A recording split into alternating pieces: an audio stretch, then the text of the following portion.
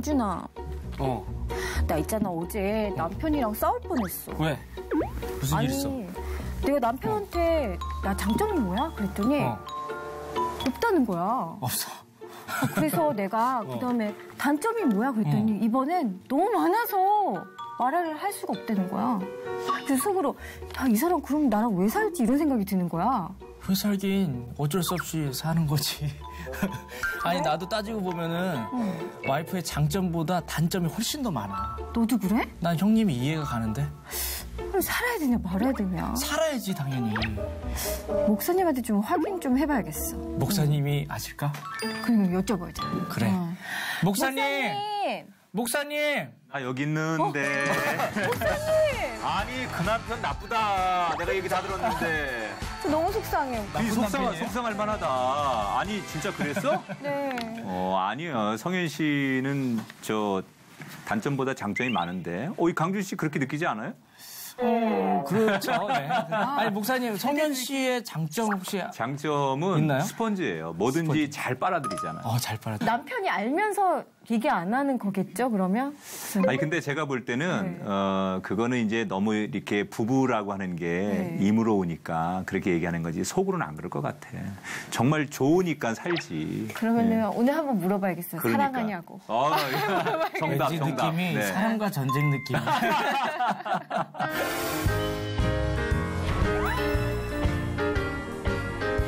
그 몇 년 전에 미국의 그 아마존 서점에서 굉장히 흥행을 일으켰던 책 하나가 있었어요. 네. 우리나라에도 번역이 됐는데 말콤 글래드웰의 다윗과 골리앗이라는 책이에요. 성경적인 용어죠. 근데 이 책에서 이 말콤 글래드웰이 우리 사회의 그 언더독, 이제 그 개들이 막 싸울 때 위에서 막 물어뜯기고 이기는 개를 탑독이라고 하고 위에 있으니까 밑에 피를 철철 흘리면서 넘어져서 꼼짝없이 당하는 개를 언더독이라고 하잖아요. 이제 그런 거를 빗대어서 우리 사회의 부적응자들 또는 나는 태어나 보니까 부모가 가난하고 또 환경적으로 많이 배우지 못하고 굉장히 이렇게 기득권을 이길 수 없는 환경에 놓인 사람들을 우리가 보통 언더독이라고 하잖아요. 네. 나는 언더독이야. 나는 배운 것도 없고 부모가 가진 것도 없고 나는 평생 저런 사람들을 따라갈 수 없어. 이런 사람들을 보통 언더독이라고 하는데 이런 사람들이 언더독이 탑독을 이기는 비결에 대해서 말콤 글래드웰이 이 책에 썼었어요. 근데 그 비유를 우리가 성경에 나오는 다윗과 골리앗 이야기를 통해서 비유를 했어요.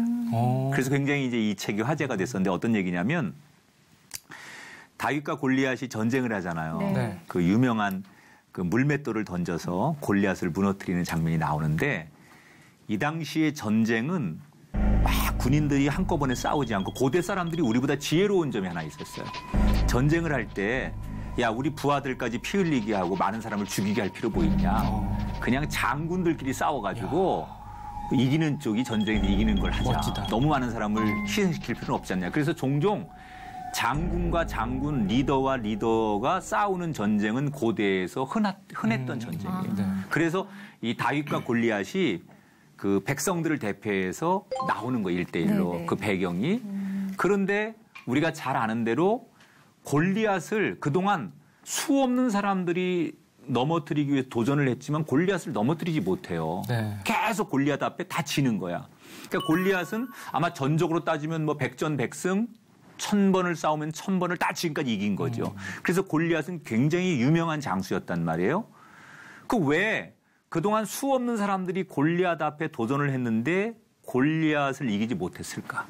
말콤 글래드웰이 그 이유를 설명하는 거예요. 모든 사람들이 골리앗에게 도전을 하는데 골리앗의 방식으로 도전하는 거예요. 그러니까 골리앗은 여러분 성경에 보면 굉장히 기골이 장대하잖아요. 네. 그리고 칼과 창을 제일 잘 쓰는 사람이에요. 그런데 많은 도전자들이 골리앗이 제일 잘하는 방법으로 도전하는 거예요. 칼로 도전하고 창으로 도전하고 힘으로 도전하는 거예요. 그런데 유일하게 골리앗의 방식이 아닌 자기만의 방식으로 도전하는 사람이 있었어요. 그게 바로 다윗이에요. 그러니까 다윗은 뭘로 나가요? 칼과 창, 사울 왕이 이 갑옷을 입혀주지만 그거 벗지요. 네. 그리고 칼로 싸우지 않죠. 자기 방식, 자기가 제일 잘하는 장점. 그게 물맷돌, 돌을 이렇게 던져가지고 쫙 앞으로 그 내치는 건데 그걸 다윗이 제일 잘할 수 있었던 것은 아버지 옆에서 양을 지키는 목동 생활을 했던 거예요. 그래서 광야에서 그 양들을 해치려고 맹수들이 달려들면 늘 돌을 집어가지고 맹수들을 향해 던지고 쫓고 싸우는 것이 일상이었던 사람이 다윗이에요. 그러니까 늘 자기한테 제일 잘할 수 있는 일, 제일 편한 일, 자기의 장점이 물맷돌 던지는 거예요. 그러니까 다른 도전자들은 더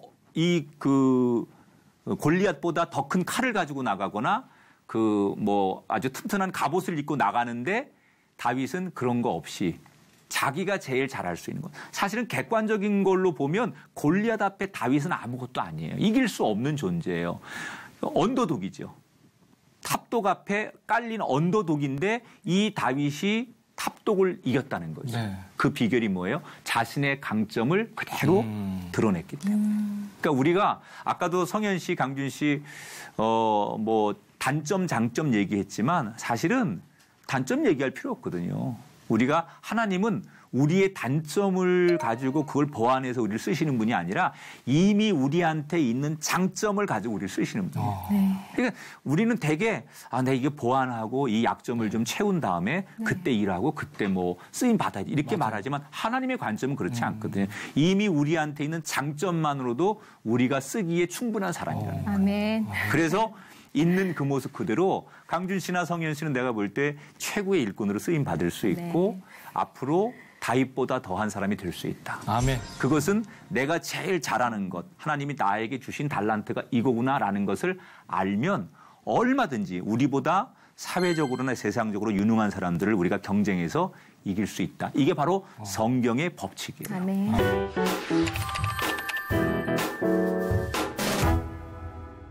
고난을 축복의 기회로 만드는 이스라엘 백성들의 이야기를 소개해 드릴 거예요.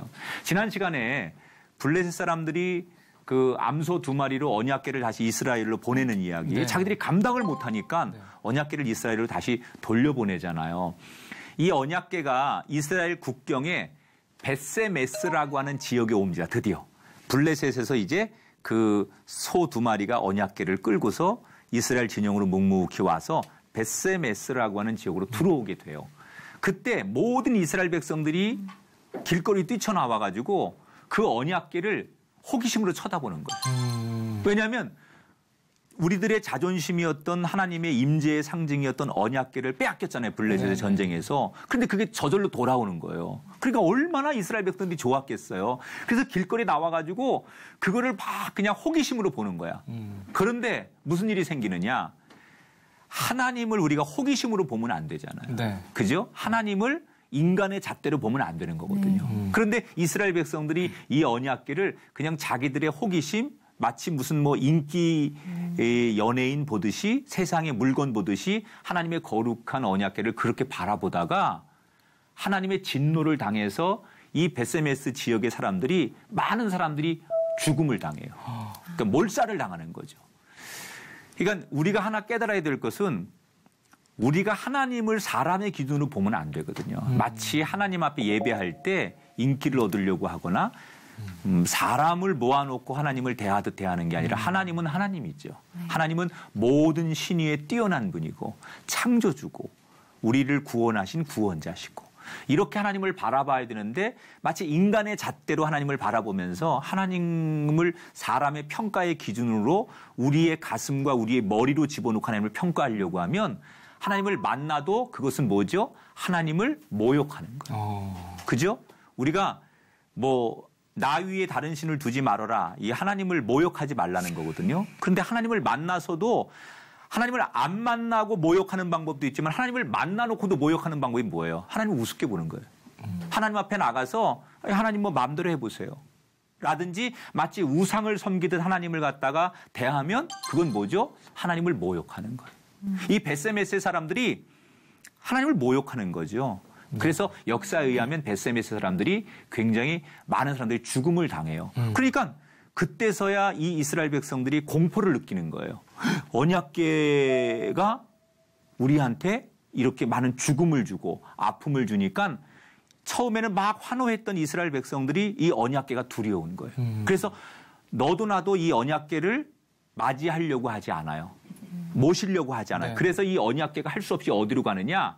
아비나답이라고 하는 사람의 집에 할 수 없이 가는 거예요. 아비나답이라고 하는 사람은 사실은 자기도 언약궤를 뭐 이걸 맡으려고 해서 맡는 게 아니라 이스라엘 백성들이 아무도 이 언약궤를 맡으려고 안 하니까 할 수 없이 힘없는 아비나답이라고 하는 사람의 집에 이 언약궤가 임시로 옮겨지게 되는 거예요. 그리고 20년 동안 그 아비나답이라고 하는 집에서 이 언약궤가 꼼짝을 안 해요.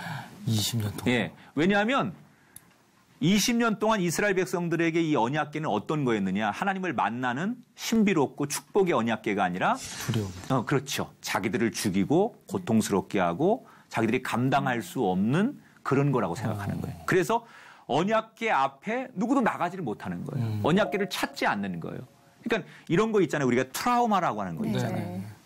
예를 들어서 어릴 때 개를 한번 물려본 사람은 평생 그 트라우마가 있는 사람은 네. 개 소리만 들려도 막 몸소리 치고 조그만 강아지는 남들 다 이쁘다고 하는데 자기만 나한테 뭐 나는 개 알러지 있어 나 뭐 개 트라우마 있어 이런 얘기가 뭐예요? 어릴 적에 한번 아픔을 경험한 사람은 그 개가 사랑스럽지 않은 거예요. 네. 그러니까 20년 전에 몰살을 당해본 많은 죽음을 당해본 이스라엘 백성들에게 이 언약궤는 트라우마죠. 그래서 20년 동안 언약궤를 찾지 않는 거예요. 우리가 고난이 없으면 좋은데 우리가 이 고난에 대한 트라우마가 있어요. 네. 한번 실패를 해본 사람은 내가 또 실패하면 어떡하지? 한번 버림을 받아본 사람은 내가 또 버림받으면 어떡하지? 뭐 이런 생각을 많이 합니다. 근데 사실 인생이라는 게 우리 강준 씨나 성현 씨도 살면 알겠지만 고난이 없는 사람은 어디 있어? 그렇죠. 그죠? 뭐 학생들이 그 대학을 가려면 그 청춘을 도서관에서 학원에서 막 그렇게 자기의 그 뭐 어떤 본능을 절제하면서 그래도 공부에 매달린 사람들이 가는 거예요.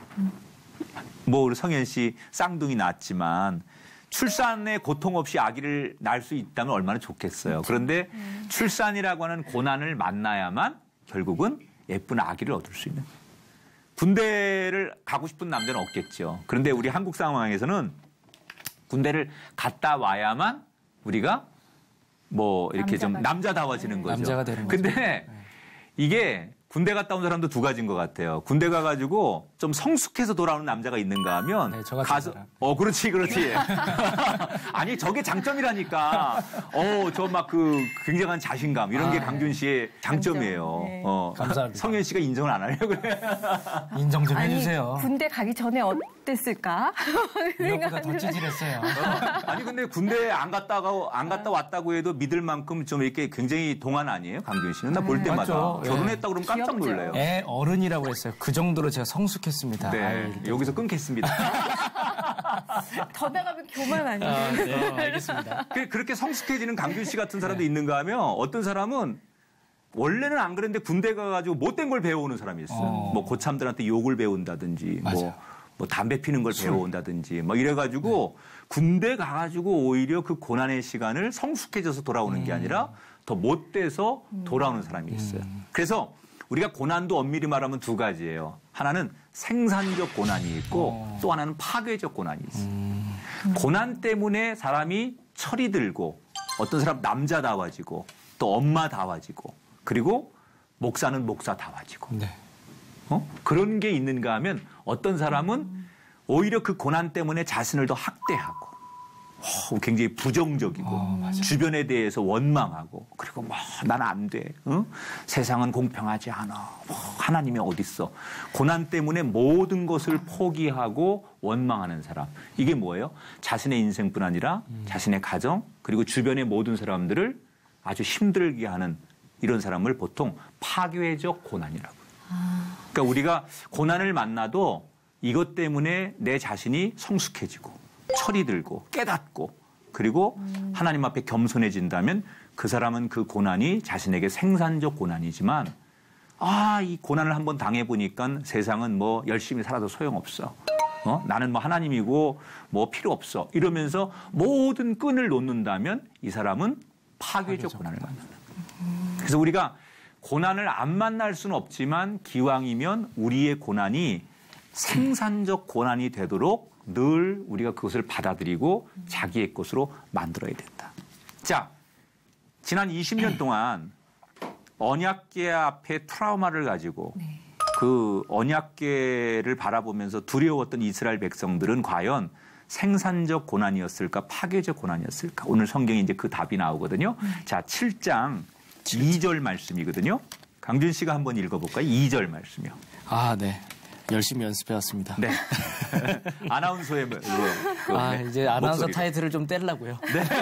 그러면 그냥 사람 이강준의 목소리로. 네, 좋습니다. 인간 이강준의 목소리로 들어보겠습니다. 네. 야, 네.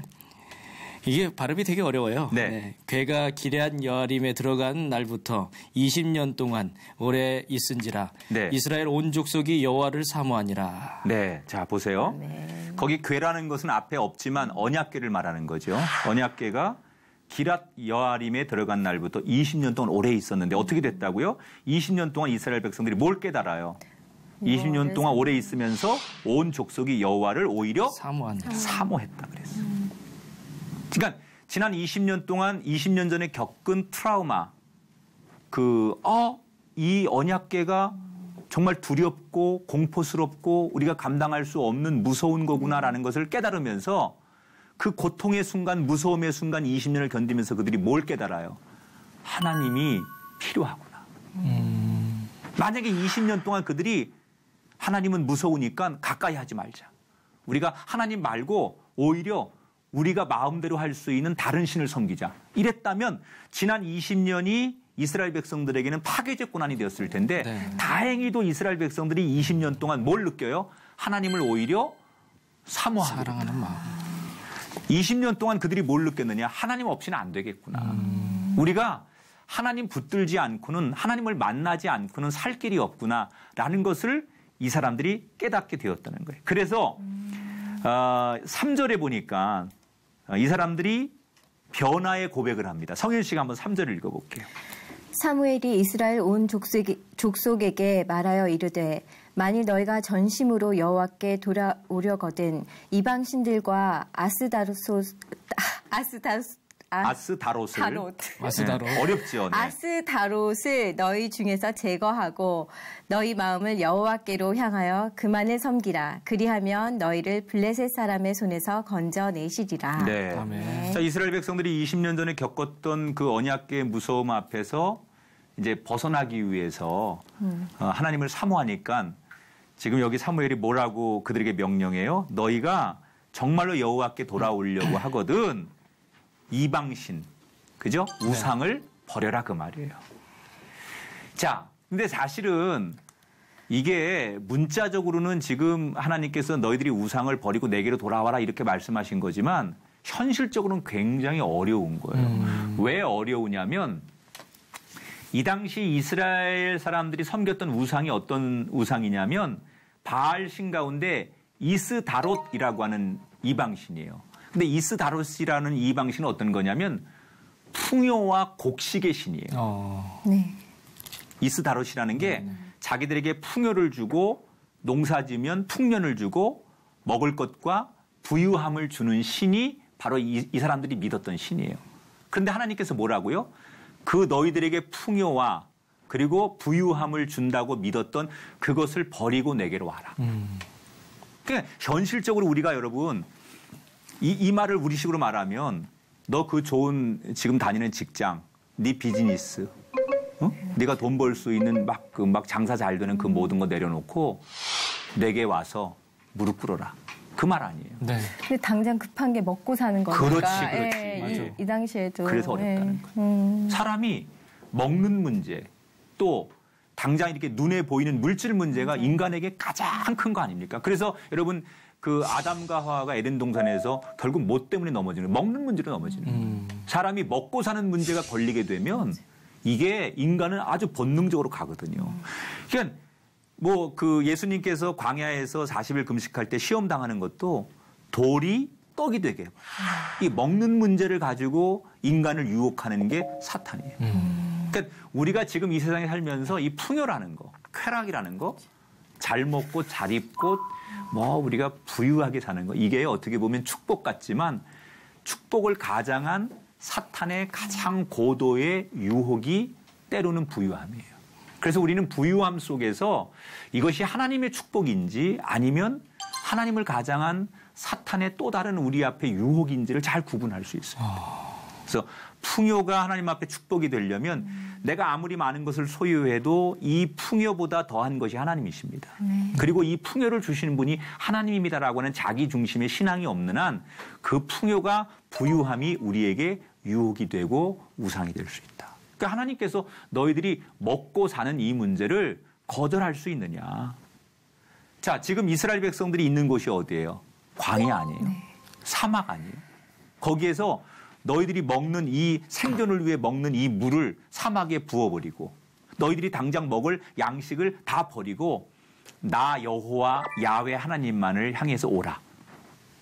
그러니까 집, 먹는 거, 내 사업장 모든 거 놔두고 오면 마치 그 이스라엘 백성들이 하나님께서 광야에서 주셨던 만나와 메추라기처럼 내가 너희들에게 하루하루 줄 먹고 사는 문제를 내가 책임지는 것을 너희들 나를 믿느냐 그 말이에요.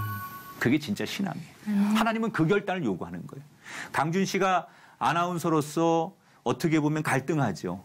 내가 이런 뭐 주의를 빠져가면서 행사를 나가고 방송을 해서 유명해질 수 있는 길이 만약에 있어요. 네. 만약에 어느 순간에 그런 게 있어요. 근데 그게 때로는 하나님의 강준 씨를 향한 너는 그거 놔두고 네가 지금 교회에서 성가대 하는 거 아이들을 가르치는 교사로 나한테 할 수 있느냐? 물어보실 수 있다는 거예요. 그렇죠. 그죠? 성현 씨가 뭐 정말 아주 중요한 드라마의 주인공이 됐는데 그것 때문에 주일 빠지고 네가 정말 만약에 드라마 하는데 흔히들 뭐 고사 지내는 데도 있잖아요. 네. 뭐 그런 거 하는데 네가 정말 그 주인공이 되는 조건이 그런 거라면 그거 할래? 아니면 나 그런 거라면 못 합니다. 나 하나님 앞에 나는 주의를 지키고 난 하나님 앞에 신앙을 지키겠습니다. 그리고 올 수 있느냐라고 때로 물어볼 수 있다는 거죠. 꼭 그런 건 아니지만 하나님께서 우리에게 그렇게 우리가 물어볼 수 있다는 거예요. 그때 우리가 그런 이스라엘 백성들에게 요구하셨던 것처럼 어떻게 결정할 것이냐. 이게 지금 이스라엘 백성들에게만 요구하신 하나님의 질문이 아니라 우리에게 물어보시는 이 시대 또 다른 하나님의 질문일 수 있다. 이런 생각이 듭니다. 자, 그 다음에 뭐라고 얘기하냐. 6절에 이런 말이 있어요. 미스바에 모여 물을 길어 여호와 앞에 붓고 그날 종일 금식하고 거기에서 이르되 우리가 여호와께 범죄하였나이다 하니라. 자기들이 하나님 앞에 이렇게 돌아와서 그냥 돌아온 것으로 그치지 않고 지나간 자신들의 삶을 회개하고 하나님 앞에 정결해지기를 하나님이 원하신다는 거예요. 그러니까 우리가 하나님 앞에 나오는 것도 중요하지만 하나님 앞에 나와서 뭘 하느냐가 중요한 거예요. 그죠? 그냥 하나님 앞에 나 왔어요 이게 중요한 게 아니라 뭘 하느냐. 주의를 우리가 지키는 게 안 지키는 사람보다 나은 건 사실이지만 교회 가는 것만이 중요한 게 아니라 교회 가서 뭘 하느냐. 네. 하나님을 예배하고 나의 삶의 과거와 죄악을 내려놓고 참회하고 회개하는 것. 이런 것이 있어야 진정으로 하나님을 만나는 거라는 거예요. 그러니까 우리가 오늘 사실은 지금 이 말씀을 통해서 한 가지 시청자들과 깨달을 것은 고난을 벗어나게 해주세요라는 것도 중요해요. 우리가 기도할 때. 하나님 나 지금 너무 힘든데 이 광야 같은 고난 벗어나게 해주세요. 이것도 중요하지만 더 중요한 것. 하나님 내가 만나는 이 고난과 환난이 파괴적 고난이 아니라 생산적 고난이 되게 해주세요. 그런 우리가 고난이 없을 수는 없잖아요. 네. 하나님이 우리에게 어떤 고난이 생산적 고난으로 우리가 그걸 받아들일 수 있다면 그 고난은 사실은 고통이 아니라 축복이죠. 그것 때문에 내가 하나님을 제대로 고백하고 그것 때문에 내 믿음이 성숙해질 수 있다면. 그래서 많은 시청자분들이 지금 가정적으로나 개인적으로 많은 어려움들이 있을 텐데 하나님 왜 나한테 이런 시련을 주세요? 왜 우리 가정에 이런 아픔을 주세요? 이렇게 원망만 하고 계신 분이 계시다면 오늘 이 방송을 통해서 이런 결심하셨으면 좋겠어요. 그렇구나. 그 고난이 나한테 생산적 고난만 될 수 있다면 내가 결코 이것이 하나님 앞에 원망만 할 일이 아니구나. 주님 감사합니다. 내가 이겨내게 하셔서 이 고난을 이겨내게 하셔서 하나님을 더 사모하고 하나님 앞에 무릎 꿇을 수 있는 겸손한 사람이 되게 해주세요. 이런 기도를 또 여러분의 삶이 이렇게 변화될 수 있기를 주님 이름으로 축복합니다. 아멘. 아멘. 자, 오늘 방송 마치면서 우리 각각 한 가지씩 만약에 나한테 지금 내 삶에 네. 이런 크고 작은 어떤 어려움들이 있는데 이것이 내가 생산적 고난이 되기 위해서 나는 뭘 한 주간 동안 실천했으면 좋겠다. 이런 자기들의 결심이 혹시 두 분이 오늘 말씀 가운데 섰다면 한 가지씩 고백하면서 오늘 방송을 마칠까요? 그러니까. 사실 고난이라는 게 목사님 말처럼 없을 수는 없잖아요. 네. 진짜 오늘 여기까지 오는 순간에도 고난들이 있었고, 근데 가장 중요한 건 이제 마음가짐인 거죠. 이게 고난이지만 하나님께서 주신 기회라고 생각하고 축복이라고 생각하고 좀 그 고난을 좀 지혜롭게 넘길 수 있는 그런 방안들을 좀 생각해 본다면 고난 속에서 얻어지는 더 성숙함이 새로 생기지 않을까라는 생각도 듭니다. 네, 그래요.